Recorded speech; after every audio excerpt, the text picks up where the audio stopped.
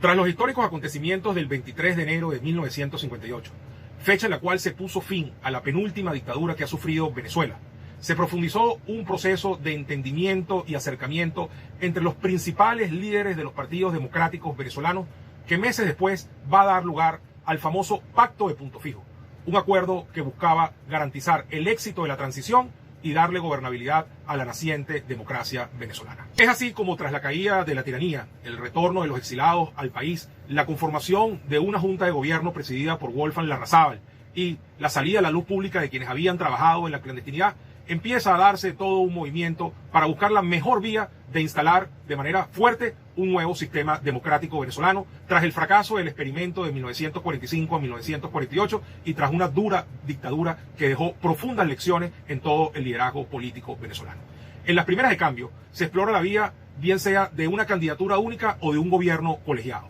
ambas producto de un gran consenso en el que todos se verían representados. Pero ninguna de estas dos fórmulas se concreta y entonces se decide ir a una contienda electoral presidencial que se fija para diciembre de ese mismo año de 1958. De esta manera, AD decide la candidatura de Rómulo Betancourt, Copey apoya a Rafael Caldera y Wolfgang Larrazábal, que venía de presidir la Junta, la deja en manos del doctor Edgar Sanabria y participa en la contienda como abanderado de URD y el Partido Comunista. Sin embargo, ya Betancourt, Villalba y Caldera habían tenido una reunión en Nueva York en diciembre del año de 1957 y habían más o menos ya perfilado las bases de lo que podría ser un acuerdo político. Dejan por fuera al Partido Comunista de Venezuela por muchas razones, a pesar de que fue una decisión histórica, aunque a mi manera de ver justificada, y con esto dan vida al Pacto de Punto Fijo. El pacto en sí tiene 3 puntos muy importantes. El primero es básico, el respeto a los resultados electorales. Los 3 partidos se comprometen a respetar lo que produzca la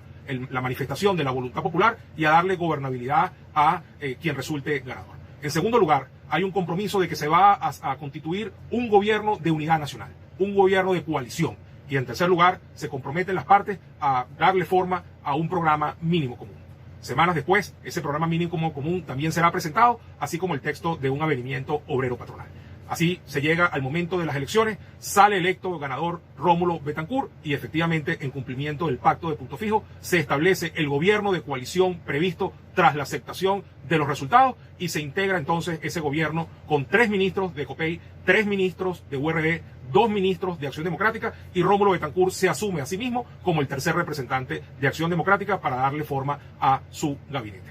A lo largo del gobierno, lamentablemente URD se sale del mismo por un desencuentro que hay entre su postura y la de Betancourt respecto a Cuba, ya que Betancourt está buscando insistentemente que Cuba sea sancionada tras el hecho de que Fidel Castro, ya declarado comunista, ha iniciado una guerra de guerrillas para tratar de desestabilizar las democracias del continente y muy especialmente la de Venezuela. URD no está de acuerdo con esa política de buscar sanciones y se retira del gobierno de Betancourt. Sin embargo, debe ser dicho que URD, fiel a lo que decía el pacto, no se va a la oposición desleal, no se va a la lucha armada, sino que se mantiene como un partido político de oposición, pero leal a la democracia, lo cual enaltece mucho al liderazgo de URD encabezado por el histórico líder Jovito Villalba. Muy bien, en estricto sentido, el Pacto de Punto Fijo fue un pacto para ese primer gobierno de la democracia que terminó siendo el gobierno de Rómulo Betancourt. Fue tremendamente útil haber hecho esa coalición. Fue un gobierno que estuvo permanentemente acechado por intentos de golpe de izquierda y de derecha, porque no era nada más la guerrilla comunista alentada desde la Revolución Cubana, sino que eran también factores de derecha y militaristas que intentaban